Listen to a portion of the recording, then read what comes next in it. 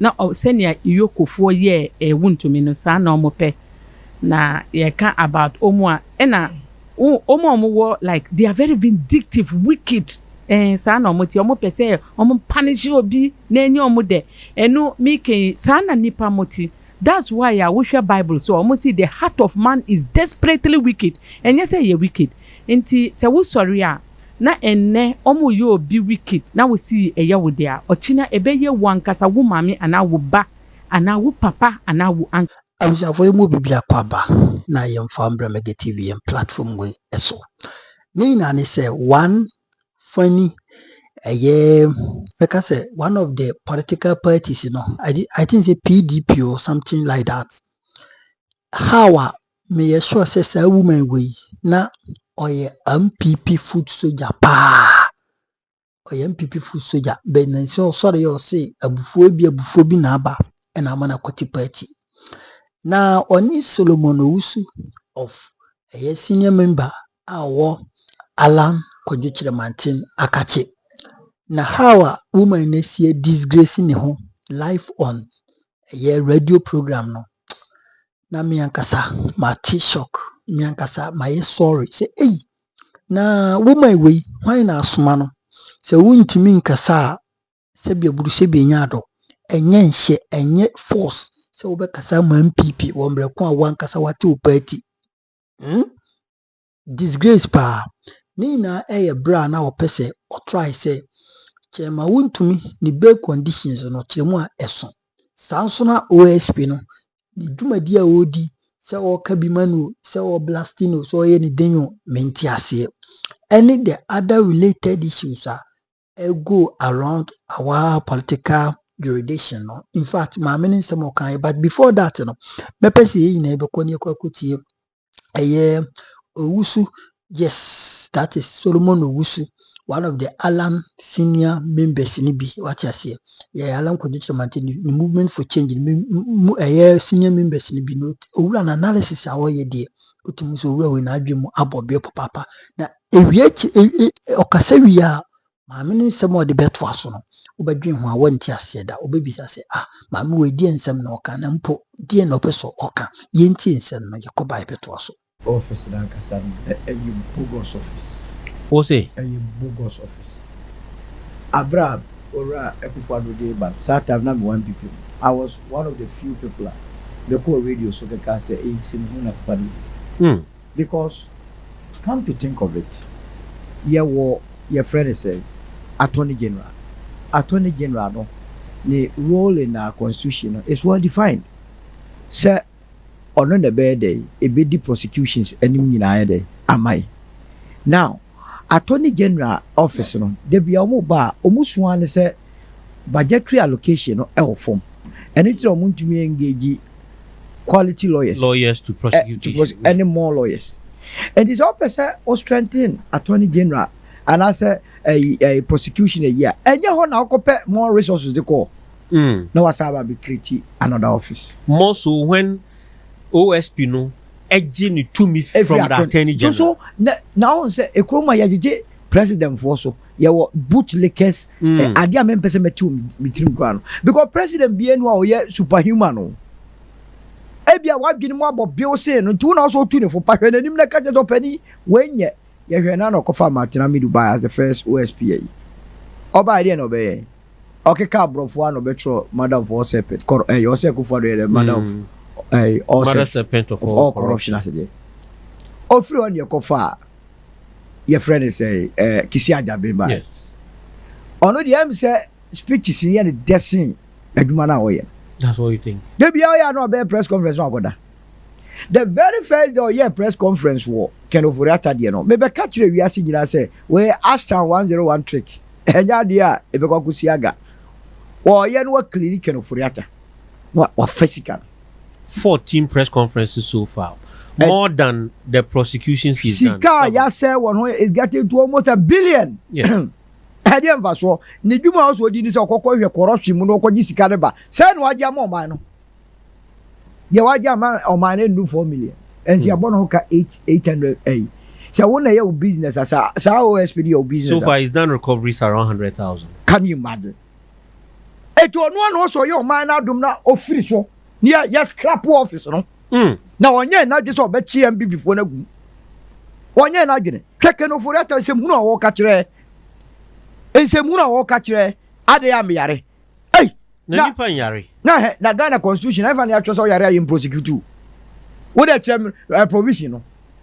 Ko fu tie na me no ka se obi free nsa wo afa na obese akọ court. Insuo sini so gidigidi ye di na asem. Professor Amia Guvi wonyare ne ye de court.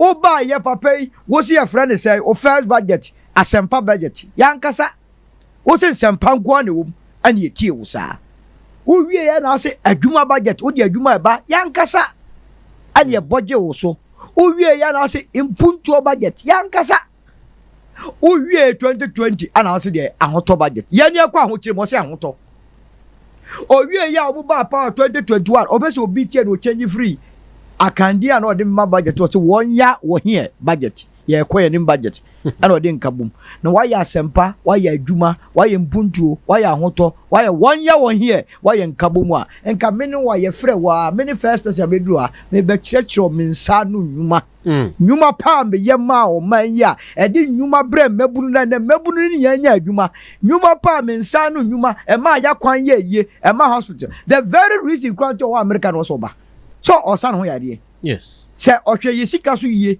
ani edidi CCC hospitals papa ha e kwa kotena America Henry wuti wo yare a yero be kwa America there be o enye ye kuro mu ade hey shuni annoyance wo de wonye sika bill at America hwe ho yade ana wo sa tro letters bre post letters to the people of Toronto 10 letters to the people of Ghana and ode ye na yenya endra minkotia insiasare nti obi ntumi nyare ana hey ekromo ahụ ada ejibuma the way omo ya omo no former director general of health service obi aba bedi o man no so me ese sika bia yira wote so 13.5 billion kwa sika akọji wo international bond market ye hu de ya ekromo a yenim anya parliament ne ekobisa abi say your sector ministers bra be ya no ne amfa nkwa se parliament de oji tum no o vote sika no ma enti implementation de ministry sectors na ye enti bra be ka won sam de kwan ye fa so a wo hwe nyame nim kotu amena $58 million a wona na osensan sika no be ka kire e kwan ya fa so ka se SML omo nkoji sa apuduo no be ka kire ye e kwan ya PDS no mudi nka twa sa contract mu sika ekoshe be ka kire ye ambulance deal be ka kire ye we ye fra wo a afidi akoye bo activity on be so be ba na Henry we ye cast ediasem is it that on person beba ana ill health and a wama OSP enya obo awonyare bia papa no wade pa Henry pictures crash circulate wo chile wo Forest Palace e America some pictures we dey send me hunu 2 weeks ago na wo chile wo so 2 weeks ya ka chiro so wo chile a look na ntinipa yare a onyare ne ho den ne ho de hwe on the 31st of January 2025 the first letter the lawyer Strawberry OSP the assembly na oka obiso munim da obeba kroma yes that was the matter e how no can the team boss kroma won ye wie me no ka say wo ye preparation kwa apen American passport won se bie wo ya American oba ni ai e na Trump dia ba America so kuta 5 million e ma gold dia dia o passport kura oba dia kroma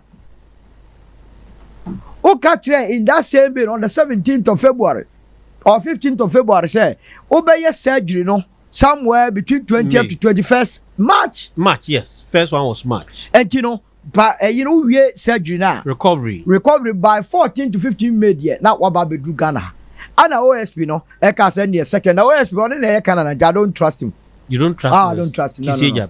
I don't look he must stop that someone who has recovered over 100,000 as against what the 800 million hey na you kuro ya dwene say how do we think no Henry Boame e bia me na madwene no ada say officer yesi koko chasing nkofo na gi esika bre wo ko Sicilia da ba fie na sika purio e hye ne mpaase mo ko ye na mo sa baaye mo be ya asem no troka eche mo say money laundry yoku e no say hwem mo duru yoku na mo say asem na maame ne to na omudi nyina atem hey nie ni dia no mo ye prema ni se me minim sika di pa o na mimi tax eto a mimi tua no na mo makwa akodi na da atimo ba be ka che me ma se mo ye smarter than me ma kind of work than the papa the finance minister in 1969 so you aware yeah and then Akufo-Addo papa is ceremonial president big six o mu free so no e ka o mu ja Ghana history na repeat no to almost have a fabi Eddie Beguo. Next 50 years, no must have be muscle. No must have be the same settings. It's not going to happen. It's a muna audio. Omra, no me no. Now there is a red alert on him. His name has been re-entered. Oh my boy. You think OSP are possible countries? I mean, South Africa. OSP baby, baby. Look, Henry. Yeah, Tikrumwe. Ata ye penalty police crowd discuss on so. Yeah. Me there OSP or pound for $5 million in token of Uriata Tiri. So I American ko fan makuma. It's so easy to identify how kind of Uriata is. You're on the travel history. Your destination. I did the embarkment. Who took us there? Who told you, baby? I the movement. You contact the relevant authorities and this again how be any man. Baby, I don't be anymore. So, how difficult is it to track of Oriata? But maybe I'm watching him for free for 5 million to the Tiri, so I'm going to make a Macquack fan, my bonabum. Now, the Kruma. No, about the Chess or so sing or my Nemrana. And go for your body, I would dance a woman, bunch of dance a woman. Yet this is come on some of my hair, swat. No more what says Sicano. A dear Mapana Kilofurata by Odia Sicae. Now, if you say MPP cry, MP Silica say and Pamano. Who but your microphone. Oh, yeah, Papa, then an uncle one party for Siam Pamano. Now, yes, I knew my wing idea, Treya. Now, OS, you watch an ababec to know. Why be declared? She said, at Tantandi be a year, the fake medical report. Almost as a doctor's church on your mom. Not on the betray, so, or yare. Okay, in any case, OSP says he saletana and make rounds. Yes. I address it to him. Yeah. Or no, only. Na ayaza na has had you woman be too. Where yet I star 101 as I be. South is and Panya and Pasa Yaria. Abra say 20th to 21st March 2025. Obey surgery. Ebedu na unya dear and Papa Mube. You inform OSP. I didn't know. Oh, boy, one year now just open, but me so open American passport. Take it from me. On my chromobile or GVA no Shana Dachibi. Say Najin Mono MPP Baba Nanko Abada Nitin ye because movement for change ye ba polka party ye baba na anya ka me mako bona bomudi na ba inje munu no mudi no enti me I OSP onya me fan because of the way he's conducting his business. I say ye din konfo bi ko share be say MPP for the dream to mu fra ba mu am protect you. That is what is happening. The same way with the judiciary Akufo-Addo ba ya na wa appoint judges bebre na mu visa different ara. He knows what his people have done. Sikachichi the Andra someone your friends Dubuai witness Bakoka. Say on an ecological or quan what Tamsika. Ghana must go. Ghana must go. Are we okay? And yamu mobo. Say obi sorry and no pay only once the COVID. Qualani Yabianini. Can someone take all African games? Simako discount. Interesting. Solo, do you think there's any headway? Well, what? This issue. No. When a man pump OSP and free one or better that say seven. When you need free now, 20 January, I say you come take over. Now, Munkomude Muhiamwa, Monfred, I'm on first account to Nitriso. Because he can't send home, the bar, move at Tisakano. You think when there's a bounty on his head, yes, it will American for no American, I come flashing the numbers here. I'm telling you. Oh, they're more even $200,000 and 23. So I'm got was here. Now, OSP, probably, oh, yeah. Person of interest what be can try wanted we declare ni akoda sala ba ku o said that be a fugitive wanted clean and must also starting no fin of it that obey press conference no o said that year every count to history I just say and no grown hey massa you serious oh and June 4th yeah accountability day. I am telling this government, sir, me what pressure group very the vanguard of the nation. You issue statement the catcher or man penini saban say or make sure so be a sikawan in some jamo man. Thank you.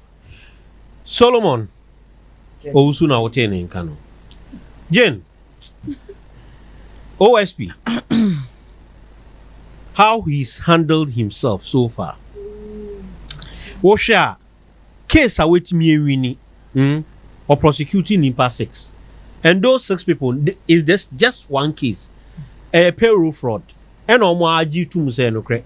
Ye did drew. And Odinya 100,000. Aside that, we spent over 800 million on the office. Ahani away. Mamincho ena motivo nyina anape.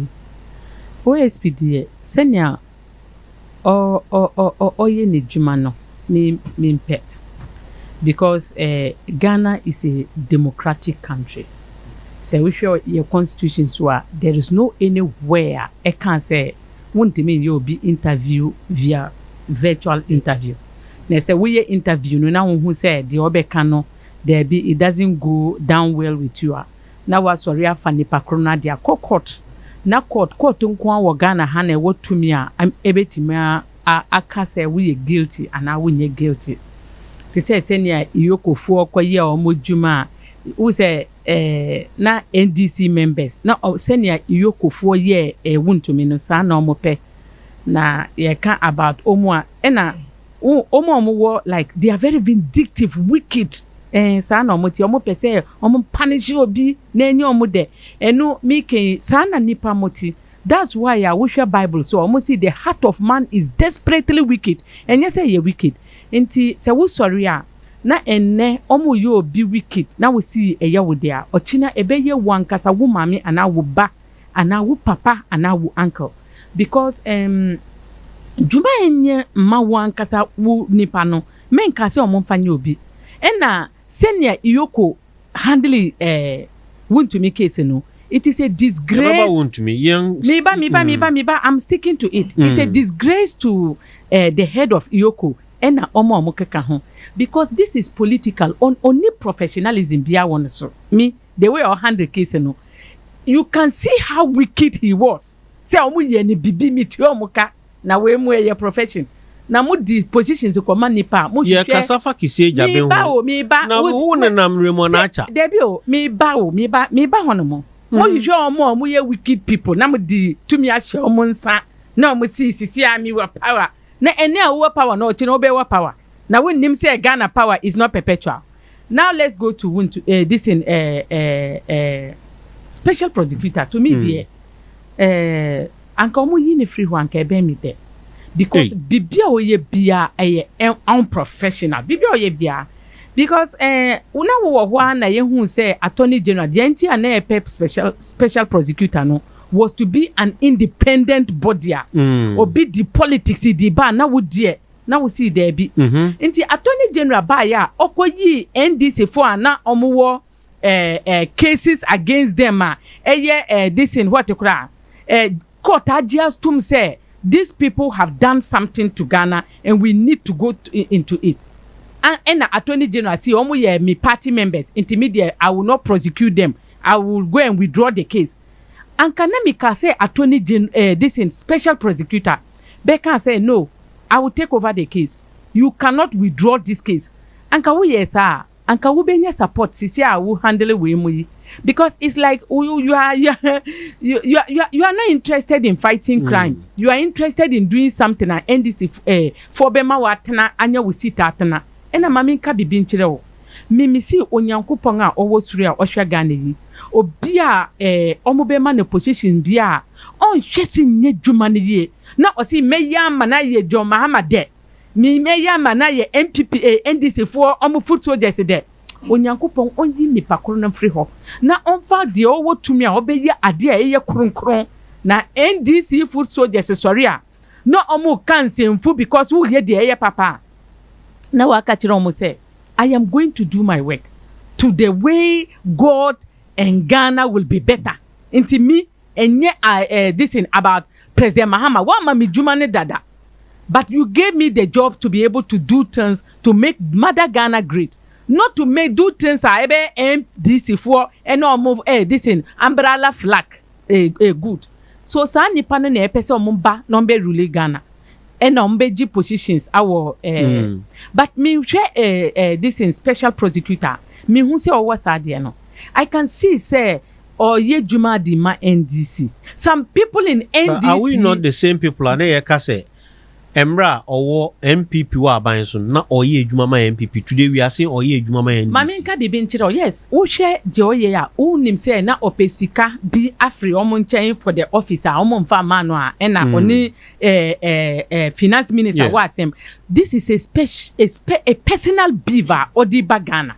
Personal beef between him and then the this in Ofuriatta. Minister for Finance. And this is not going on well. And yes, anytime obi ye committee crime na per se yemfa legal way na yemfa dinechi so do bi an can say oh we politics and omo kofa politics adi baso anka Mr. Ken Ofuriatta si there be me per se me ye virtual because it is allowed even is it to bega sa case na omudi ko ye no obi mu even in the court they accepted virtual na omu yari until the court accepted virtual.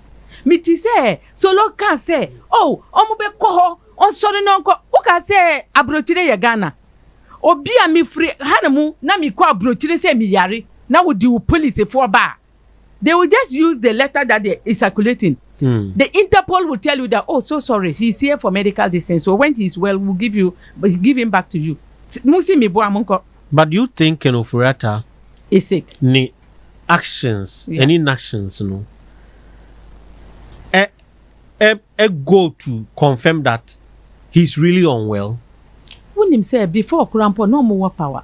Miti say time be baya and come be bibi wo no so ready budget some vetting back and a budget so this is to show us that he's not well. But is he so unwell to the point that or a flight on to me in fact maminka bibi tire when him say send your Ghana for your modian ma catch that about God saying that the heart of man is desperately wicked and yes omo pese omo jisika mayewo now we share the because who told you that they are just to punish them, which is a very bad thing. Dear we ye onyankopon be make sure say ochina you will pass through it. You decide that Ken should not come. No, not that should not come. So area na obeye ne virtual amunye ne virtual man because the pressure kura Ghana for debate no and you be no be stand obetima stand the pressure. Do you understand what I'm saying? But sir, as a former finance minister, pressure be no on fame. There me can say oh yari sisia and na or treatment so or bahan mo na wan kasa wonim say nipa no twan with dada onim mi gina we mi nim say enye professionalism no mo be ye na special prosecutor or yet to say remote control NDC for food soldiers ne mahama adi ye say sana the whole special prosecutor's office there is nobody there who I can say that the person has integrity. If OSP, all of them. If OSP any kind of Ofuriatta issue is say a year said the AC airquay na yen virtual, don't you think other people will now embezzle in quotes? Men can't say Ofuriatta embezzle, but other people when they find themselves inside or no super outside. No, so I can say Ofuriatta prefer to face the court than to come and be and it will be like the way they but did before you go to court at least there say omutimi something no say yen virtual eje na wo pay one change so the question I'm asking is if see I insist say bibia virtual are we not giving setting a precedent say obia betima yen virtual wo pay obey virtual sisi a banks for bebre omo ye virtual they don't go you see Ghana for say a decadent way of doing things no I don't know why we don't want change Ghana for omo pay umbra number tina menim look how do I even call it time is money. Using a car to go to some place where we can do now they do interviews on virtuals. What is wrong with that? Obia betimaka said there be munye ni virtual mami and it's okay for them to do that. For as much as say ube beside the questions are ube nya with this in virtual you can see the face. So the mannerisms and the way the person you can still pick all those things from that. The mimi sheno say Ghana for is not say like they are trying to protect the government purse. Maybe sa osika wa mami metiro nyansa sisi a NDC wa power. The NDC government is also even for it.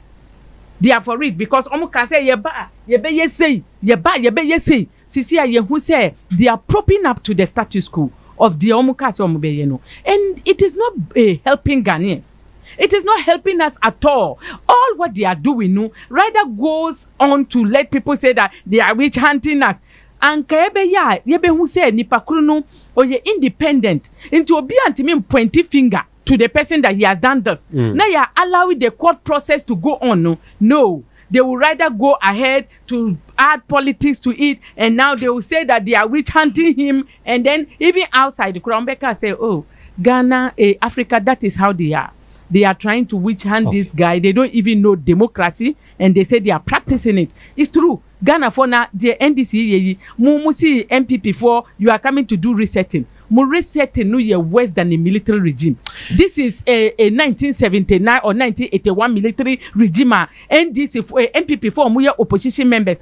They are now in the hands of 6 million NDC members. Almost swing the same. The fact say nipa and bar out and be voted doesn't mean that you appreciate it. There was no any appreciation. Okay. The people of Ghana rejected both NPP and NDC in election 2024. Do Mahama Fautiri we form now feel shy about this issue. Na mi krampo eya muya krampo na eya miya. When they vote ma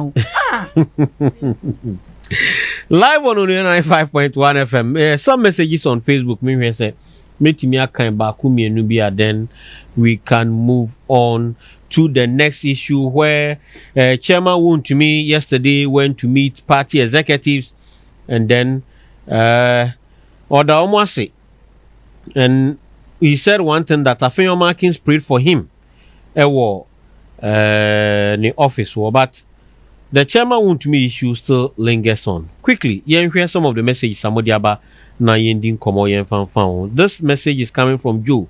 Joe send fire emojis. Thank you. Gilbert Tete say, if this woman comes there again, we will stop listening to you guys. Oh, there be a Wontumi.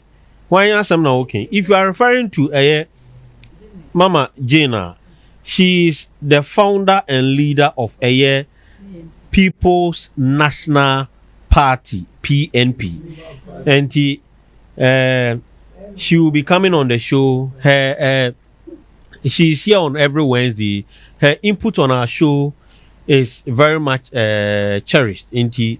Please, everybody has an opinion, and so let's accommodate each other. Godfred Agbamepe will say the woman is in your studio, Debbie. I would not read this one. Who is this woman? Gilbert Tete is asking. Please, let this woman go home. Oh, Gilbert. Hey, Debbie, I think you people don't want me to read your messages. My main fancy I say now you move on. Solo, if you want a rebuttal, just 30 seconds, 1 minute. Then you dovetail into a year. Nabila. The name one said, was your person catashe or no idea to be our come. But o mine so etu na mo se o koketa hihia no ono asanso problem we say ye kwa chubi short yase kenya wo se obetu atena ba bia no aye de zoom call ene se kroman ye nchi obi abio sisi ano eno anso me police for frame kwa bega say my friend me wo zoom link yenye yan chechiro mansa criminal issues are serious. Papaya Koji 13. Look, in 2020, when said there was a special auditor or more the tax fund. Yeah. Our move say 52.5 billion or so. Your transfer, you need can for that up to it or that time now equivalent to $9 billion. Yeah. Papa do dia Ghana no. Say you kochina baby. So say about Wontumi asem so. E me twa MP before the money. And this before wa be mu e bi di money. Wa wo ye timamuni no wo to a watwa no video enti ndi se obi aye boni a wo ko support because sika ye cha me nyina so a ega bi a wo kwan bi da wo feature ye de beye so ti ase e jale na me obi sika e de ama okwabna ne so onfa nya Ghana ni yi na wo kodi na aban so ono ni kodili a wo se wati ko apa who is can over that in any way oburu Ghana mra so ya so go for so okromu aye ne atuato na ye bre no a moma be dia so no bra be ya no auto ba bi e chele. OSP says former president Embra Ekufado wa me go investigate OSP no. Yes, the former president no investigate John Mama. Yes, and he wasn't above the law. America Oman go investigate Donald Trump. The number of times of court. And then your constitution article 17 say all of us are equal before the law. Number of say binum yes almost the same rano. It cannot be. I don't think OSP no men trust in the first place. The me person buying here they say because they are acting on our behalf. Yesika na ira. Omo ma attorney general no emfa na ninko di akiri nko gi yesika mai. Na omo fa sika ntu ni tiri so. Okay. Na obi be fanaba. Me omo de to so be kwa fanaba. Very easy. We see America see very easy to identify Kenofurata. The open is very bound to be opportunity so be fanaba. Me nko moka. Dabi na OSP so otukwa ojipedio. Na me do kwa for free. So me kwa me twa ticket. Yeah. Me through New York anopa. By the next day I'll be with Kenofurata. Na template enyo no me business. Masa. My so anyum and my politicians ba near the sikasha omunsa o ma dwini mu no. O ma ni sika yo musika to omo de yedi ompe. O ma ka ye de musisi a e dia pa de sika ye. Enti no de I disagree. Yenko yenim. Now back to Wontumi. Yes. Oko se Wontumi so yakwa akọche no ayi. Look. Professor Amiyanku Akofi yes sika do sen wadi. $2 million. $2 million. Yes, Skytrain deal. Me pacho bail condition be the man. Over court. I don't remember mayor. 10 million. 10 million. And the money involved here $2 million. $2 million. Yeah, dollars. Okay. Iyoko ni aban we on. Oma you so soft on Wontumi. They have been so charitable. Meaning baby Wontumi koda ya ne when your favor be sa almost so so. Wontumi one of the charges. And they said what Jake Kokoro's $45 million. Yes. Wanya kwano. Sikana swa wa yetua. What the fa bone na aka ni nyina tonche. Me mpese ebeko ezima oji $20 million you know. Me mpese ebeko nsu a wase no. Me mpese ebeko forest a wagure wakose no. Me mpese ebeko se wa mine without license. Any more so kwan a wanye Lake Road kwan a wanye Manson kwanta kwa wanye Trabuo mu kwa a wanye me mpese ebeka nyina. Wo de yen concentrate ewo your friend say $45 million in Henry saw your mathematics. If $2 million is equal, is 10 million Ghana. Therefore, $45 million. If more, less divide. If less, more divide. Yes, amazing. And no, Wontumi on the basis of $45 million. The bail condition should have been 225 million. 225 million Ghana cedis. And the bail condition the man would 50. How? Mathematics are really. I didn't say okay. Obia court. Quite do I idea born and they say Wakwa said $2 million. And into the bail condition you 10 million Ghana cedis. And Wontumi one of the cases mean can you know I 45 million. Or no or second man bail condition of 225 million cedis. And you 50 million of the man. Yeah, 50 million. Okay. Cedis. Oko Lands Commission say oko searcher. Yedi acha opa na 2 weeks. Documents na Brian Champo mo de koye no se kom koye search. Yes. Would you want more than 2 weeks? No, 6 days. 6 days. Yeah. So so mutumi gina so ye search. Property na or the koye no se kal AESL na se land valuation board so koye valuation. Time no me value by profession. Time no do ko value. Probably because a state and win on be expedited. State I don't know to ombo ase. Hwa se me ko yoko sisi an mako fall evaluation e wo so ana me so me ye me independent valuation about the value no kwenu yakon we nyina aban no ahwe ama wo you think a kid glove no mo treating with kid gloves I'm telling you na enkofo gu yoko a omo breast ourselves ko he de are the treating politicians so be a special breed obi a wono no abeji sika se okwa kodua bro na wudum se West Africa ye de ebroka Ekufodo ninsa bi mani bi ya ko free ebura me what am $20 million e de ma Wontumi se gogo du eburu no Exim Bank another serious matter Exim Bank me no to ne go of course na de ye kran se wan hwe UTV dada emrebody nkofo ko eburu eburu na ne dia say eburu fo na ne dia so you can't tell na gane dia go ntua ka so ne dia ne say so tua loan ne ba na den wantua and on tia ya say no dia ono ni what you fragadam or the omu ko obi afuom no de ko nam ho ana osin da afu omu ko di da chi a so omu be bro no we ya no ne nam buffer stock na de kyerɛkyerɛ we ye mafu ai buffer stock de o mabura guo no na de akɔkyerɛ sɛ na afuo no bi sansɛm hunu we na obi die sika di akoro na ye nyankofo etete fom sɛ o ye members of parliament wa wo tie me anopa wie bebi a wo bia no obi a ɔkɔkyerɛ fom obi a next election to abetia no on deserve so be lead o ma we on deserve so be o parliament Wontumi ai obi a wo you go to kyerɛ river no it cannot be enunti sɛ wo betena na sɛ wo sɛ wo pegana yie na sɛ wo fi sɛ yensuo hu hiawo me no call various platforms so a de bia na wo ka sɛ galamsey ni nye na nyame adom ni akɔkɔkye obi a ɔyɛ galamsey kempina wo sa so complaining ene na Janet o party na wo te no me do ba beka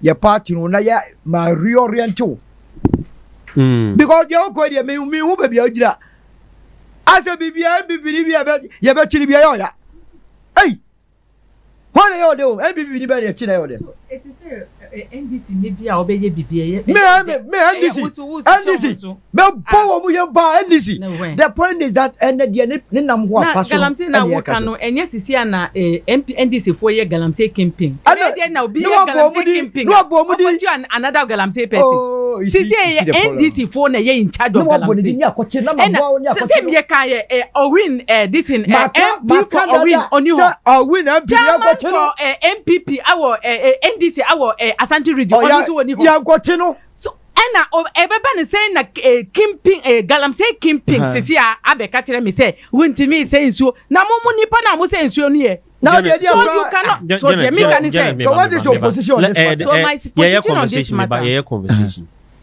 so does it mean that say NDC for yes isia yeah na ye nche omo na obi ye na ya che na we shouldn't talk about it no enye sa na meka me see for instance me ye galamsey ena solo so ye galamsey o ma chick solo o ma chimi so say me ye galamsey ba me party wa pa wanti o ma nya me hwe ena o ma chi solo a o mo so sisi o mo ye galamsey no o mo cat say like o mo ye perfect human beings meanwhile you are those now spoiling the water. What I'm saying is that the NDC have no moral right to talk about anybody being a galamsey campaign. Janet, forget about NDC. Okay. So it is you, Janet, Wukuta, a political party in Ghana. Yeah. And I'm no Wakasa. Okay. Yachi Wontumi, what do you say about Wontumi? Dear me, can I say, to me, I want the law to work. Wontumi commit crime against the law. And ye juma. And a yenina yenim seneko. Say, oh, ye bibi na mi frewa na ma can't say me chirewa within 48 hours. You should be able to get your bail a bail because all this in what all crimes are bailable in Ghana now. But mo ye to say NPP NDC de bia ye hu obi na nipa kunu committee crime na ebe ya dia na mo di politics aba be shame na omo ye in charge of even our security people no no you can see say they are now also even adopting to the political side of things even more than doing their job. Okay, me go step by step. Wontumi was invited okoye omujai no say ombra the next day oba na another state agency arresting no ena enwumbre omo Emma ni bill of 50 million Ghana cedis. Say, on meaty sureties. Na uncle. What exactly was wrong with their Iyoko ye? Me, I mean, can say Iyoko aye bibiu. Man can say oh ye bibi. Dear me can say, dear me can say. Jamie can say, Yoko Yenipa Bonnie Mamika, me see, Minka say, Omo ye dissing. Jamie can say, what are you saying? Yenina Yenim, Raymond Acha, Ena, ne beef with the oh, please. Solo, please, you are not. You can see the beef. You can see the beef being played by Raymond Acha and whatever happened. What was the beef? Mommy basis, I will say. Number one, we see almost unprovided bail condition of how much? 50 million Ghana cedis. It was too much. But do you know that normally bail conditions commiserate with the veracity of the crime you've committed into almost sincere. They look at how much so that when your man bill na ujania, there are properties are what they are better so maybe I'm just so that your education properties are what they are better so na sa ujania. Then the state can sell those properties by going to court to recoup that money. Yeah. And so if you look at charges on the abo Wontumi, now what can Sikan Boma? Sikan is more than 50 million Ghana cedis. I know. Don't you think they were even fair?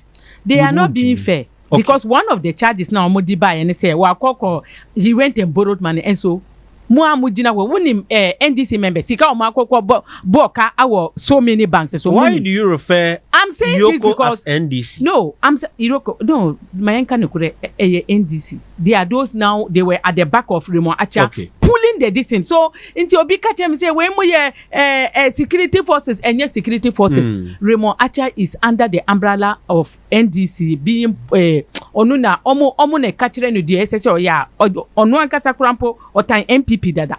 Enuntina President Mahama man sa position no omo wo problem with NDC or sure omo fish out omo onim say they don't like the NPP omo position so that they can punish his enemies for him. So enu yenim into Raymond Acha na anka over at the NDC for pulling the bullets are onu over at the back no onu de oye onu na ye we nyina we see obi akwa G bank loan until with the bank loan no okasai.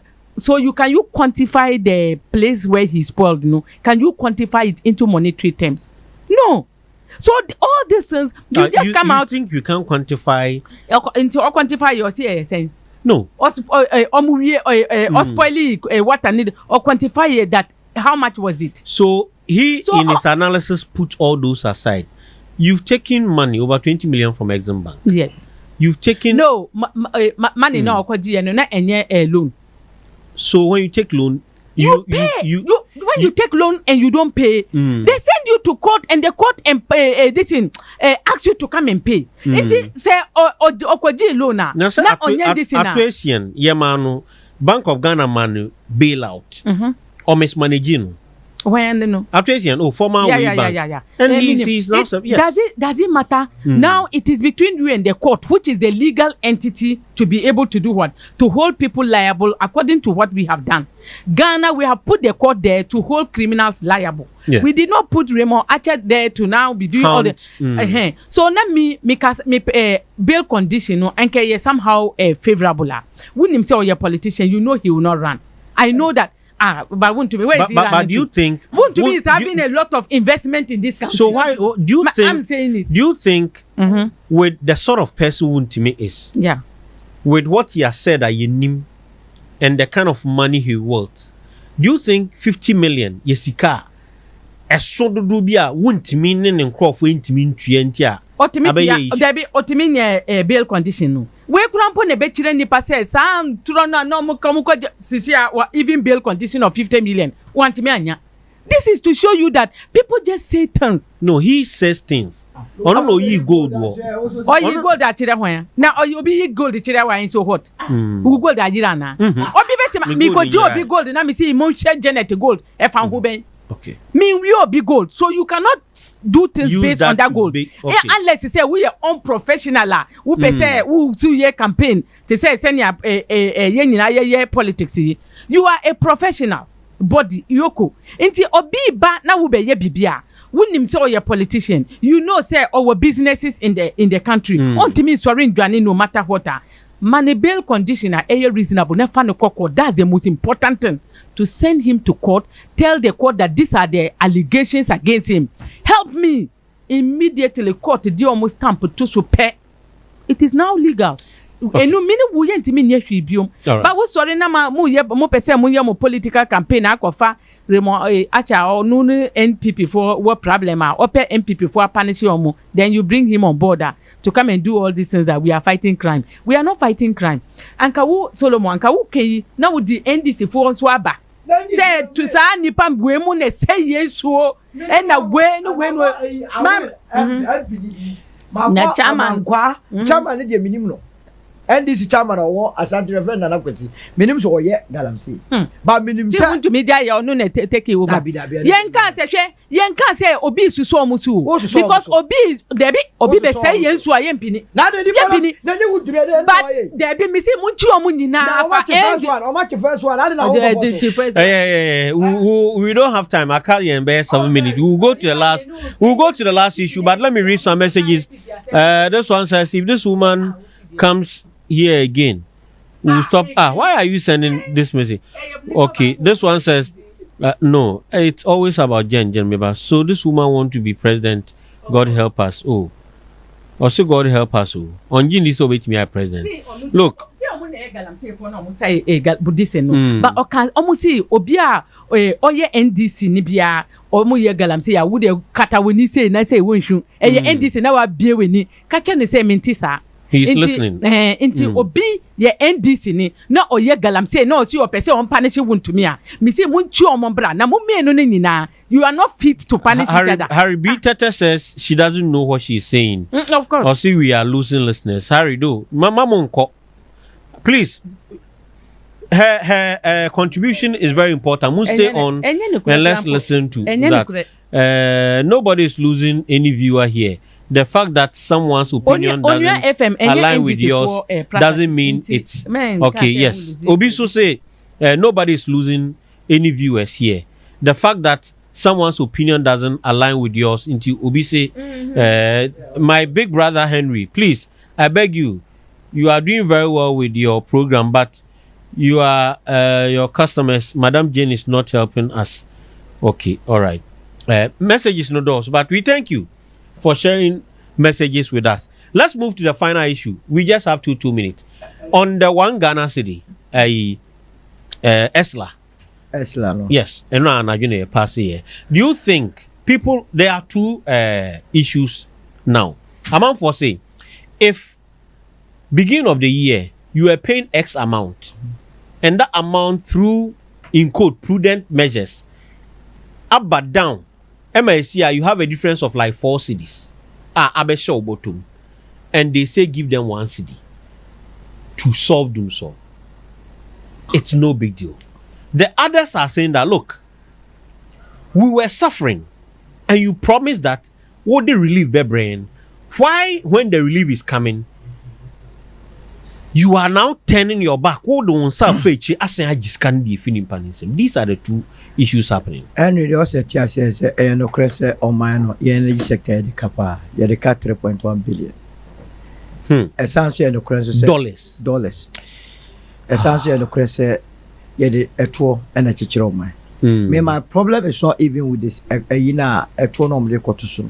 my problem is with a gen sa can buy. Na sa nyomana ye na ka buy. Ya so wuntia yes akojiji. Afenyo was asking on the floor of parliament yesterday. It's a legitimate no, you can't take himself out of because omona buama. Hey sir. Na nyomuna people say ekegu. Okwa no ECG. E can nya do the free ECG. Yeah, ECG. On the ECG board chair. On the for 4 or 5 months be. I require dangerous. Also, who said we are containers. I don't know, so ye deny say, Obi, our courses, we are the way denounce your day. Catch them here. And Untino, in 2017, year 2.1 billion. That's in 2025, a year 3.1 billion. That is a NPP abreast 8 years here, the day 1 billion a kind of account. Go for by a neck at also yet a tall recovery levy. Yeah, recover that. Atames wa anfa Islama. Yeah. Yeah, there is a problem with the ECG. Henko for illegal connections. Ebio metering obi pe meter kra obre. Bele ne kra so ye problem. Yeah. So just here. San your man apart from that, ye to be ko so sourcing. Ye ton show ECG kra no a e krom ye ton once the ECG kwa koton wa 10 cedis. Ade. Ye nim san your man we nyina ana no ye nya mremu a container gom de fa kon. And okra me mani hunyo me wo ma me nyini enti yensisi sa to krono ye de ano eye sa no a ye konsuo si ne ekogu kadam true sika de be gege no se se calculate apɛ the current metric tons use every year between 5.3 billion ye koso asa 5.3 billion but busa ho se ya nye sa nyoma ya e ka de bi meka yes of course so that is why we must be looking at anya yeah, and ya pray and say ye kwakutu. That is not the issue. Ye mobile ye political heads no kwa ya chenyu mu. Technocrats na de carry bani na so. Yeah. I don't know between manage adwuma. Here say a commercial losses and technical losses nkwa. 32% to EC. How? Adwuma be na afibia who lose 32%. Obesa survive. And no dey am nwini ho. Ana yenkotu. No, that is not the solution. Media, maybe they must go back. Yes, Oman Jakanoa, IPP need to mean Yagma. Yes. And having electricity, at a higher price is better than the NB. I mean, I'm the Summa Diachin. Now, Bram, Bray, and Sana made Dama Diachino. Not ask him. Anything, Omonko tackles our aspect. No more reduce corruption. No efficiency in your day. And Bramo said, we don't even need to be taking Sasikawi. Yes, Adebia. But the arguments are not at all force and any others putting forward is that there are inefficiencies. They will be looking at it. But now, if we don't pay that money, IPP soon say no. That's for this kind of say to Henry. On my way, those article one no catch you. The sovereignty of this country resides in the people. Yeah. Yanin yes shareholders of Ghana. Until you baha. Yeah, kaya gina chobia noa. Means robia. Ekaba enya niye babe tetua. Enti ekaba my enye tua. But almost enche say ye babe tua because this is the first time ye tua. Ye tua bia na kogu kentemu. Mo make sure say the other side na elikia enye say eliki bamboto mo na mudi. Mo shana masada mana eliki ma koje. It is not good enough. It's not good enough. Thank you, Solo. Jen, you wrap it up. To me, dear, me support Solo in toto. The all can we no say share leakages are when them say ECG for obimo conventional meters are for more than 5 years now. Oman fa bill anko ECG for they've not been able to provide them with bills to give them pay money. And yes, say nipa krono no omumpe. When them say obimo krampo debia every month omukotua they pay in anticipation say they bill balance. So we'll share this inefficiency equals to ECG. Now your minister your main mandate is to sit down. The entire yedi will call no. We see who was some certificate to be in energy something expert. Anything yedi will call. So it's not the matter of say yedi NDC for beba beka hu na musisi akurampo ma ye union association na mu didi kurampo obi ntimi hu biom. Omo wo ho ne it's okay. My yenkofa NDC for nko but enukrampo ne bema wo minister na sorry ayewu investigation ye because they are not your people. Inti wo energy expert no sisi na ehwehwe sa expert no say fa expert no ne bra na make sure say all this wastage wo be ye bibi wo can bibi about ECG for omo kwoto bibi a no mo si ade ye 20 pesos omo be ka say ye 1 cedi na we mu nyina ede na we ye fa so wonim say obi mu ye illegal connection. Yeah, they are doing illegal connection. Why are we not seeing us being played on radio stations, television stations against us? The Bema religious leaders aka even the moral aspect of it krampo who be bisa. What are you bringing on board as an energy minister? Something different. They are not doing. Yeah, it is difficult to do the right thing. Eye juma kesie omo di utu bibi na ubeye juma na. It's laborious. They are not ready for that. Obi baya o pese onye ni sika no yire na busuafo ndi enunti na omo fa no as minister. Nti on ba be ye jumadi ni magana na anka John Jinapo ene ne deputy anka omo kase omo pese omo ye bibi wo ECG. By now they would have come out with what they are going to do and Ghana will be better off than the way we are now. Thank you so much, Janet Asana Nabila, founder, leader for People's National Party, and then of course Solomon Owusu, your senior member, Movement for Change. Almost say Enchebia Ombaba political party. So me sure say by now, and some na make some what you say. Me sure say by now, one kasa why attest to the fact say this woman doesn't know anything. This woman doesn't know anything. Okay, kaki kasa, okay, kaki kabum, okay, kaki kabum, ofa no tu no the AC and what no the way no AC. Sa eno kikako. So mitnas na mi bisa me ho se. Nipa wi. Esi den ena ose wa tipeti. Na party na wo si wate no. Wan kasa kura no. wontumi nyɛ communication ɛmma wo. Ɛsi dan na ɔmo ka ho deɛ obi betumi ayɛ communication de ama ho. Na mpo mesan bisa me ho sɛ twi no sɛbi ɛnyɛ ɔkasa abom. Twi is not your language. Obrɛ sɛ ɔbɛyɛ den wobɛka twi no. So sɛ nka me ne maame wei a nka ade nti a mengyae twi ɛyɛ communication no na menkɔ English anaa English no so wohwɛ a wabɔn kakra. Wei yɛ question no mebisa kɛkɛ. Wei yɛ onuafo onua FM. Enti tie comment na presenter na ɔredi ne nyinaa na anyɛ sɛ bi ɔbɔ ne tim na ɛka ho. Ko onuafo page ma ɛyɛ YouTube hɔnom hayayi. Me uwie wei a uwie deɛ me uwie me broadcast na ko onuafo page no mu. Na wokɔ mo page no mu a comment a ɔmo adi aba nyinaa is speaking about the woman. Comment no is speaking negatively about the woman. Na negative na ɔka nyinaa ne sɛ saa woman no ne communication na ɔyɛ no ɛyɛ nɔmfa. In fact ɛyɛ nɔmfa. Ɔma kai first ana yɛkɔ radio. First ana mekɔ radio no. Utimu sɛ ɔhwɛ obi ne kasa a ɔka no asɛ ɔnhyɛ aseɛ, asɛ wawie, asɛ wahyɛ aseɛ, asɛ asi, asɛ wawie, asɛ wayɛ sei, otumi kasa bebree bewie akyire no na wankasa si no nipa wei ne communication nyɛ. Saa bi na woman na ɔyɛ o. Ne kasa ɔkasa yi ɔka bi ama OSP o, sɛ ɔblast OSP o, sɛ ɔka bi ama NPP o, sɛ ɔblast NPP o. Ɔnte aseɛ. Hey, na woman obi hwan na asrew? Woman hwan na asrew? Hwan na asrew? Hwan na asrew sɛ betena radio so na bɛ embarrass wo ho. Hwɛ ne nguase kɛseɛ pa wote hɔ nom bi na comment ɔmo ka kyerɛ sɛ they shouldn't allow you to come on that program again because of that no.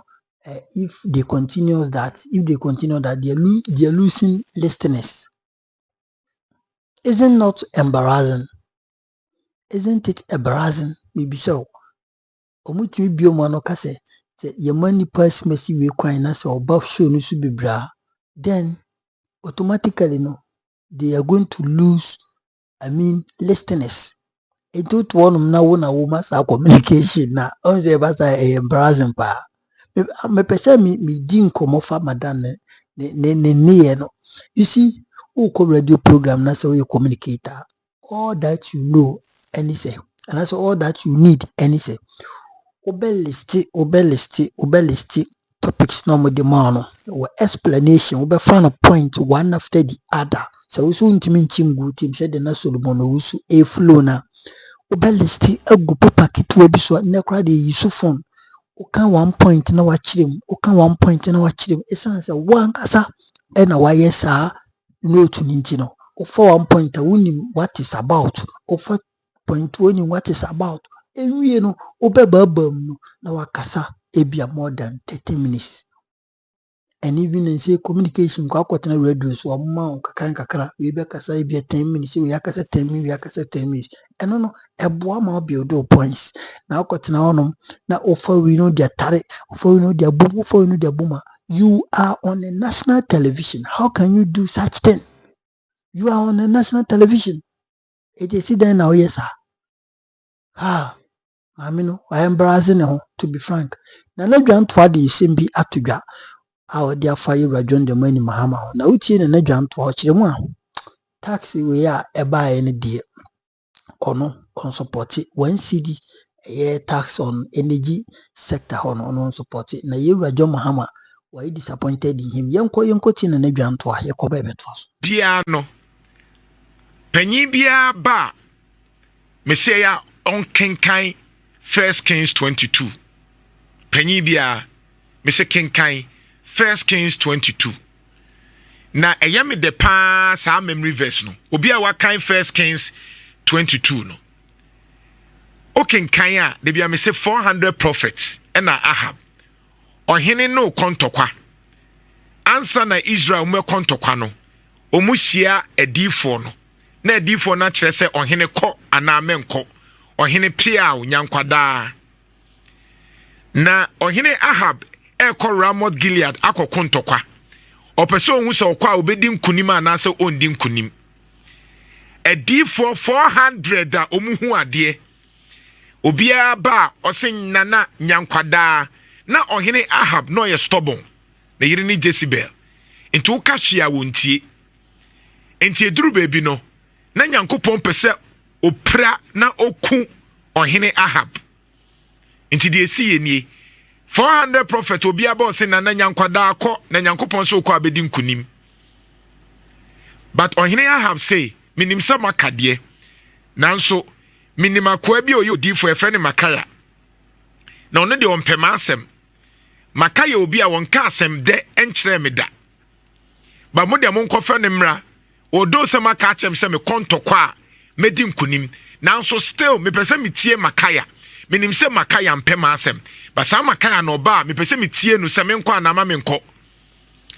deɛ wɔkɔfa na ba sojani ɔkɔfa na ba no ɛka kyerɛ Makaya sɛ obiara sɛ ɔhene ɛnkɔ na obedi nkunim wo de yɛ nim wo wayɛ ho bibi ba saa wo de bibia wo so bɛka wayɛ ho nana gyancha na bibia wo bɛka ɛnyɛ wo de obiara sɛ yɛ no nko ade wo sɛ ɛnyɛ wo kɔ no kɔka kyerɛ ɔhene sɛ ɔkɔ a obedi nkunim Makaya sɛ de Awurade bɛka no bɛka ɔkɔɔyɛ Ahab sɛ Makaya kantam sɛ ntɔkwa mekɔ a medi nkunim anaasɛ Makaya sɛ ɔhene wokɔ a bedi nkunim nyankwadaa but na ɔhene nim sɛ Makaya ɛboa ɔsɛ Makaya mesrɛ Awurade no nokorɛ sɛ ade a wokan ɛyɛ nokorɛ Makaya sɛ ɔhene sɛ ɔpɛ sɛ meka nokorɛ paa kyerɛ wo deɛ a mehu sɛ Israel ahwete na ɛni hwɛsofoɔ ɔsɛ wokɔ a sɛdeɛ Awurade sie nie mɛkum wokɔ a nkunim undi nkunim ɔhene Ahab sɛ mekan sɛ Makaya de ɔmpɛma asɛm mempɛ na ɔno nso mempɛ na asɛm nti sɛ wakan mekɔ medi nkunim na medi nkunim wi a momfa no nhyɛ prison na mekɔdi nkunim aba na meba a ɔmahu deɛ mɛyɛ no ɛna Makaya sɛ Awurade sie ni sɛ na wokɔ na wokɔdi nkunim a na ɛnyɛ Awurade na akasa akyerɛ me in fact adiifoɔ hanan no koraa baako bɛbɔɔ n'asom sɛ woyɛ hwan na obiara se John Mahama ɛyɛ adeɛ woyɛ hwan na obiara se Nana Akufo-Addo yɛ adeɛ a onkoa wo deɛ de bia na Nana Akufo-Addo ade na atan Nana Akufo-Addo saa woyɛ hwan ɛna de bia obiara se Nana Akufo ɛna onkoa deɛ woyɛ hwan na de bia wo deɛ stomach deɛ samre na Nana Akufo-Addo ni adane ho Makaya ne ɛka kyɛ ne sɛ NPP belusu no NPP for ni di matem keka deɛ wo so mu ka because na obiara se Nana Akufo-Addo yɛ adeɛ nti Bawumia ebe wini ba ye ka kyerɛ sɛ Bawumia on wini ɔbɛhwe ye ka kyerɛ wɔ ha because ne yɛ Makaya but na dodo na say breaking the 8 into omo sese sisifia hwɛ sɛ duru baabi na wanya obi ama na nka no kra nkyerɛ wa saa hyɛaseɛ no wobɛhwe ntɛm yɛra John Mahama wahyɛaseɛ yi but you see so we take action bi a men di nkrofo bi achi because onkrofo ne de say ne ye pe wansem o ye be eye Nana Akufo-Addo remember samre no obia MPP for eye de wo ye na ye toa so 110 ministers Nana Akufo-Addo adodi ne e kanfo ne e ka cho say de Nana Akufo-Addo ye MPP fu mu be hu amani o se toa so Nana toa so sa ye Rajo Mahama me pese me bo won sem bi kyerɛw ye fa ni total recall na emre bi mibusa wo sɛ emre na wo aban mu no ana wo ye president no etu ho asɛm sei na wo kan enti mibusa sɛ oba onso de to ni bi ba beto so ana efri sɛ nanu bi na wo kyerɛ die nti a ɛwɔ sɛ Ghana fo tua to nanu bi na Ghana for complain say enwoma na ye tua no ne boarding dodo tie de wo kan ye Rajon Mahama tie de o kan Inshira 104.5 bra Facebook na yentie ye Rajon Mahama then time no ye president no na Ghana for complain say nneɛma no ne dum so ne electricity ne boa yɛ den yɛntie de ɔkae. The president highlighted his government's pursuit of fiscal prudence and called for national unity. Joy FM's Jifa Bampo sought some answers to foreseeable economic hardships on the heel of tariff and tax adjustments in 2014 and the reason for deputy communication. In 2014, na Ghana for, despite the doom sono, na Ghana for electricity ye complaining. Into Joy FM, yes, sister Bakwa, we was so free or Jifa Bampo, Ebusan say, baby, a Ghana for Dria Wuguswa, o to money electricity, Yera Jomahama, Adentina, oh yes, sir. Yente de Jomahama Kai. Communication Minister Victoria Hammer's dismissal. The president elaborated on the necessity for tariff and tax adjustments, but did not speak to Victoria Hammer's dismissal. You have to adjust tariffs to make it attractive, or else then you must find money in the budget to subsidize the electricity tariffs. And if you do so, how do you build the secondary schools that you promised the people? How do you provide the district hospitals? How do you provide the CHIPS compounds? So governance is a difficult business. Difficult decisions need to be taken. An investment. And the mark of leadership is you take difficult decisions when they need to be taken. And that's what I've done. I believe 2014 is going to be a good year, and it's going to be the start of good things for Ghana. Yera Jomahama, me say Kobim, we a Jomahama part 1. Emrebi, na Ghana for in 2014. Na sabrena yewo dumsumno, Yera Jomahama. Na yasato electricity buoma Ghana for complaining. En ye busan senti adenti no waye sa, wo bra ye ho kire yen. Yera Jomahama say, e wasa waye, because yen ya no was oji sikani free ho. Because yato abama president say enyoma ni bi wo ho a e wo se wo ye e den kura e wo se wo ye e no share bo say saa de na wa ye nintino ye behu sunsunsanso enche. But I'm sure say nyina anim 2014 2015 emudum so. Communication Minister Victoria Hammer's dismissal. The president elaborated on the necessity for tariff and tax adjustments, but did not speak to Victoria Hammer's dismissal. You have to adjust tariffs to make it attractive, or else then you must find money in the budget to subsidize the electricity tariffs. And if you do so, how do you build the secondary schools that you promised the people? How do you provide the district hospitals? How do you provide the CHIPS compounds? So governance is a difficult business. Difficult decisions need to be taken. And the mark of leadership is you take difficult decisions when they need to be taken. Enti se utie na ohwe Yera Jomahama ni posta ne na dwempo pa na oyobi a ogitumu se electricity se wosi etua de wosi etua oyobi a ompese eka begu ho bebre ni ntino se Ghana for kure esu na wo se electricity bo kosora e wo se yetua nti se Ghana for esu se electricity tuwa ni etuma oye president a obeji atum se yetua kai se NPP aban the whole of the 8 years no o man to electricity be mu bebre eye na na Odudan Akufo-Addo the records are there. And later I'll prove to you. The Akufo-Addo time Osha says so to getting closer to the government. But from 2017 throughout to 20 na onyo obia na ototo to electricity bill. In fact, oteti ebi kraso. And the issue of taxes etwo. Yentie sa brena na oka etwo ehwo asem in 2024. Sa brena Yera Jomahama na oka etuo ene ekwan na nado danko Akufo-Addo ode etuo bi atoto so ama Ghana esu miwie a mesa kobo na de bi oka ye samre na no ye president de enti a omampanyi bia de etuo etoto ne manfo so we ye 2024 yenti Yera Jomahama. Primary deficit is the clearest indicator of fiscal indiscipline. This extraordinarily large deficit needs to be financed through further borrowing. It was in a desperate effort to raise revenue to meet these obligations after squandering all the resources generated. Monitor the words. What I am doing in research, your friend, content analysis. So we are researcher. If it be content analysis, ne say, dear amonyoni ne kano, e bia where the bia will use ye biano. Na wa pick it, now de ye wasem analyze it. Dodo ne ana Ghana for it ye tra.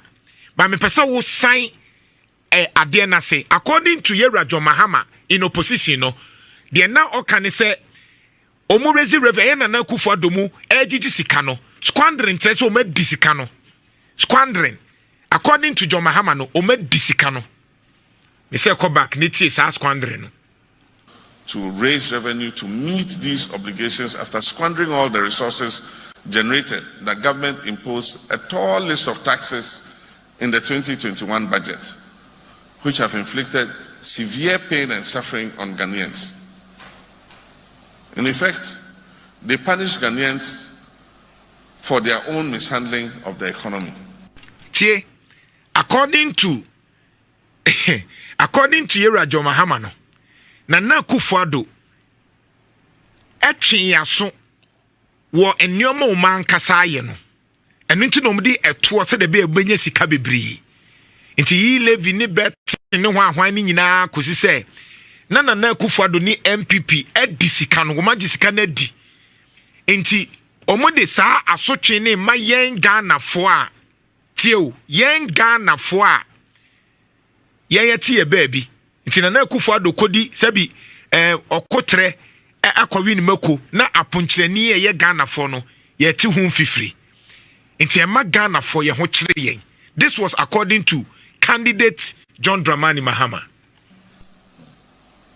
The pain and suffering that these taxes have brought, leading to the rampant increases in prices of goods and services, stem directly from the gaping hole in our finances occasioned by the reckless election-related expenditure of 2020.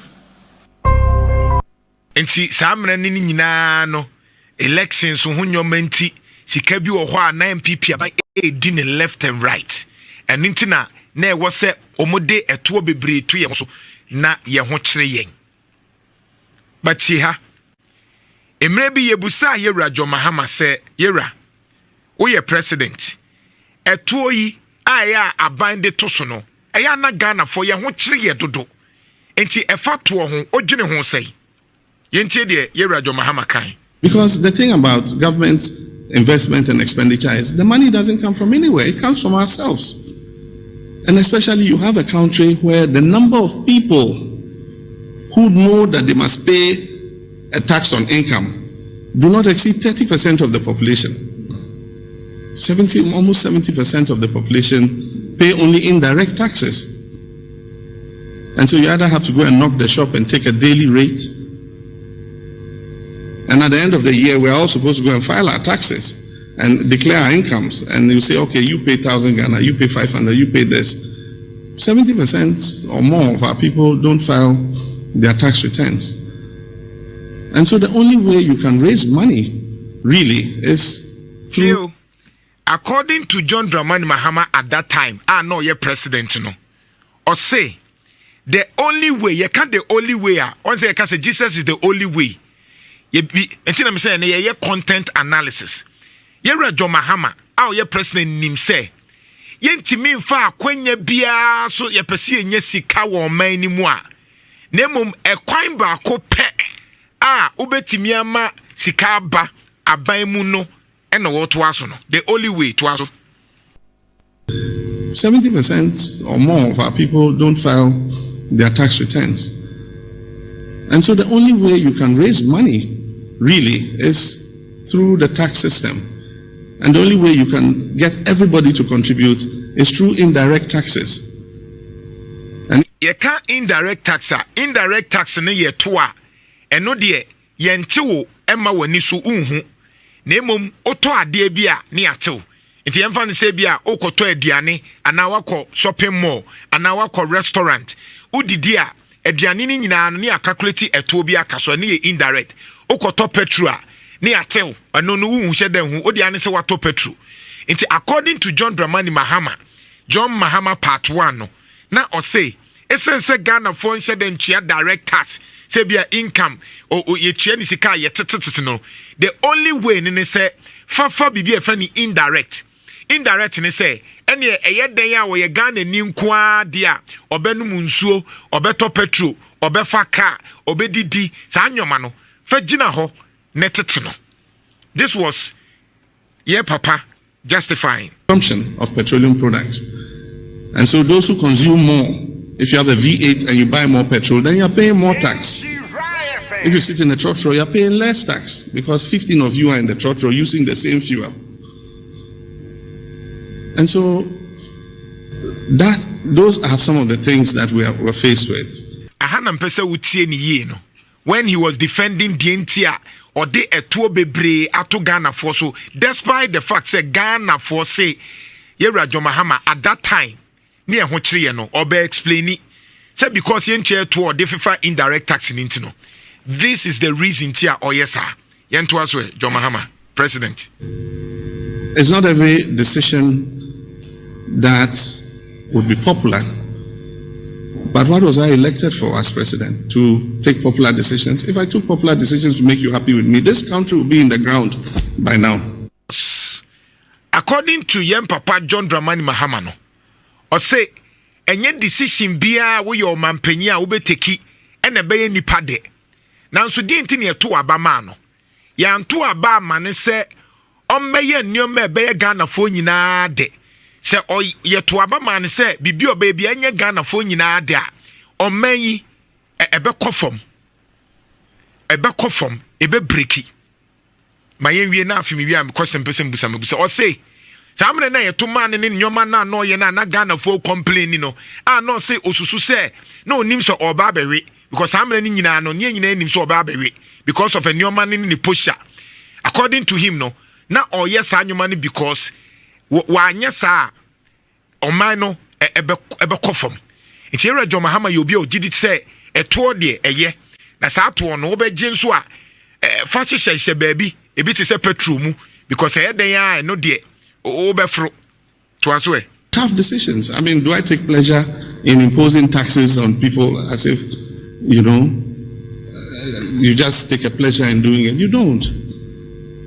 But you look at the alternative, and the alternative is worse. And so you must take decisions that are in the national interest. The benefits might not be seen immediately, but then in future people will see what benefits they have accrued. According to John Dramani Mahama, President, Part 1, no, Samre no, or say, Sabi, ono awoi, enye te se na ni je tio, enye te se na ni je se, odi eto to Ghana for so. Nanso se ya anya, Sabi, enye na ni je se tio, enye na ni je se, odi eto to Ghana for so. But there was so ye, na eboa Ghana dachi. Question na mpese mi buseni. Yera John Mahama eni die kwaso mi busa question we. Enti na Akufo-Addo de na ye na nigye se odi levy beto so. Mpese mbusa o. Na Nado Danko Akufo-Addo ye mpapa. Pese mi busa se sa abre na odi levy to so no. Na Akufo-Addo odi betting tax eba. Na Akufo-Addo odi COVID-19 levy eba. Eni eto bebre na odi ba ni e complain no. Na ye na Nado Danko Akufo-Addo ne pe na ye na nigye se odi beto so ana. Na oni atinka na onye nipa na Nado Danko Akufo-Addo no onye nipa no oni atinka na nakoma edin enti na oye na adwen se obema Ghana fo ho akire wo mu ana me pese me busa se busa se wo na ye president se ye true se na Akufo-Addo agi sika ni di ya ma ye hu se sa sika no odi ye me se busa Yera John Mahama na Nado Danko Akufo-Addo levy ni betting tax no ojiji ye ni ekoni botom odi sa sika na na se na Akufo-Addo di levy na okono oyi e-levy ni kɔhyɛ ni bottom dia ma yɛnhu betting tax no sɛ ɔgye no ɔde kogu na accounts ma yɛnhu according to you no o say deɛ ntia ɔde gu so no ɛne sɛ ɔbobɔ ka bi nti na wɔ sɛ ɔgyegye sika no na agya ɔde yɛ de ɔde yɛ nti na no pɛmi busa yɛ wura John Mahama sɛ wo na yɛ president books ni nyinaa kutaw na do dankwa akufado e-levy na mo so wɔanhu de ɔdi sika na sika no ɔdi betting tax sika no ɔfaayɛ ka kyerɛ yɛn COVID-19 levy no ekogu na do dankwa akufado ni bottom na stop this hypocrisy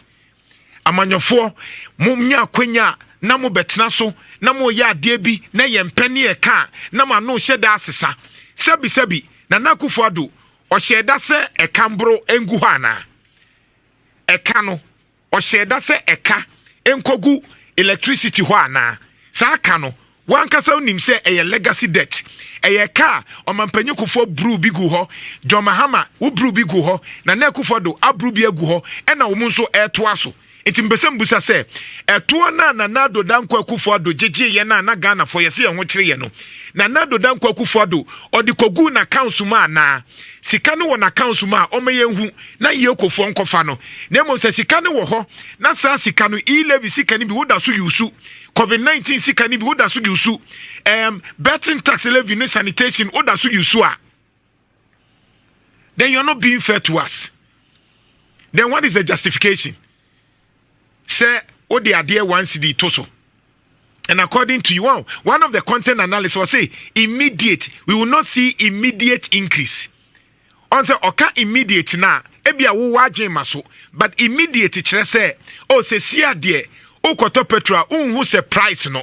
But what of the future? O say Ghana for no anti a fun yoma, me a researcher. And in research, my content analysis content analysis betcho say asembia manyonibia kano memfa tra since I see nebusano. Into omu sheda no maka immediately there. Se see there okwa. Into one say an obon say sela at that 12 na won sheda because immediate.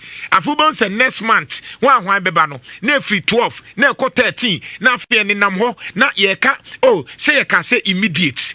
The good people of Ghana for tiasie, Ghana for tidie kanase, ni akeka ne saa. Yere John Mahama. Makacho say, on Crawford de ometimi akasa why are deal. But ye time aban sha se lusu. Ene se odi ade bi beba. Na Ghana ni ka asem. Na wo se de wo ye ne ye. Ti Ghana ni no obemia na no. On Crawford de ombebo agye so. But time sha se lusu is when yenya ye kasa ene nkofo a ye kasa nkofo tie na ye kasa de we nye na wo say we de ma nye emmoa me minim say ye tough na emom mfa ncheme Ghana ni do obetua wo na so be ho se Ghana ni ye ho a on kasa ene Ghana fo ni mabato na dwanto a we de you got it wrong minu apanyin me bra panyin adwenkyerɛ te sɛ ensama obia ne de me metna hanom ndi watem me metna hanom embu anintia beno kwase me wom se na dwanto a we de you got it wrong enka twen na nka taxi we de Ghana for I mean the NDC for so mo gigi dia ye no na nka at the end of the day no ebia somewhere after 6 months after 3 months no na nka wo question bia wabisa because me gigi say 11 bra na e ba no enkofo nyina kasa against it or in the name of say no mo gigi mu nima de kro mo di ba be. But this particular tax no you John Mahama any NDC abai emphatically stating clear say it is because of the looming doom so in Ghana, the looming crisis, energy crisis in Ghana. Entia omojisa taxiway. It is how can a presenter like Nane Jantwa, you sat on national television like Insura FM and I say national radio, any Atom TV. Now what be making it clear said that when see night, it doesn't exist. And you can say Kamutia Masa, na dear na editor mine. Akufado no muji yo mudi ya wait senkofo we so gigi na so mudi a honum. If you have any suggestion, if you have anything to say, no a honum, you can come and strongly criticize and blast them as well. No, you will all come and support you. But at this crucial moment, attacks, Omakacho say, I deal when you deal quiet. Now, at the common start here, failure, we make conclusion judgment. We will not allow you. You got it wrong. This time around, I think you are a little bit confused. You were a little bit confused about this whole thing. Ebia now pese wo ka se o obi we ka se de mahama ba na ye ofe enti no we die nkwa de wo twa fa ho na obi akoka se wo ye neutral. No, asa obi ya de papa ye can. There is nothing about neutrality na neutrality. Se obi ye we enti be bona baso na obi be gino be aka se no me do nipa. No, so obi ya de papa. You need to applaud the person, you need to praise the person, you need to encourage the person. Baby, a patriot between NPP for Basso, better for 8 years or multi years. I didn't. It's another to a mamu hypocrite. They tax and they have emphatically make it clear. Say, Omo Eddie Babe saw with the looming doom so the looming energy crisis. In fact, the Kana NDC MPP for Boto Hono. Any the historic a year car I down no. They come to what? Combat it with that Sikano Bejano. Tia DNA, Chechire DNA, or T Red do so when you bro or Casabibri. No, Yanyasa, Nanajantua. No, come on, come back again. This time around, I disagree with you, but I disagree with you, but Intimate so check out fat war. Na yenye de yenhwe se omusikano mo kan wagidi no mundia. And I say 3 months time na yehu said doing so no bi wa honom ene bituma kasa maza sikana mogigi Ghana for no e wo himfa e kana mo si mudi kotua na himfa na e wo honom there you can boldly come out and criticize them constructively. But affairs omogigi ska en ankomodidi ekura nyanku ensi so ye ma yen sign ma ne meye mrade die papa kebe yanka titi break kakrawai titi break na yen twen. So Musha says so more gigi. Na 2 months time, 3 months time, you sika kron di omodia ya. Honum there you have every right to come and what? Lambast, you have to come and what? Blast, you come to fire them left and right. But for now, dear, I think say you got it wrong. You are confused. Period. I was in Hanum a number what authentic platform media TV Gusua and with the best of news. Now coupon cost and share. Must also be subscriber to your channel. Now I like you do no share now for flow and you be a body in the atoma. The best share. Me church will be a me mammy chiba for United States of America and coupon shama me where you be UK and will be a get TV now. Now coupon cost and share. Obadi the atoma. The best share. Macro be bye bye.